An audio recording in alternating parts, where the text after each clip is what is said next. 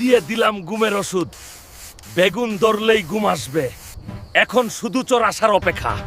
খেলা হবে। ভাবি, তুমি কি খবর শুনেছো? এটা একটা বিপর্যয়। কদ্দুস দাদু বেগুন ক্ষেত পাহারা দেওয়ার জন্য হালকে ভাড়া করেছে। কি বলিস? তুই সত্যি বলছিস? সত্যি ভাবি, 100%। আমি নিজে দেখছি। তাহলে তো নতুন ইদিয়া বের করতে হবে। ভাবি, ওই দেখেন হালকা ঘুমাচ্ছে। আইতেই ঠিক টাইম। চলুন গিয়ে 2 বেগ বেগুন নিয়ে সৎকে পড়ি। ও কি? এই দেখি ডিজিটাল চোর।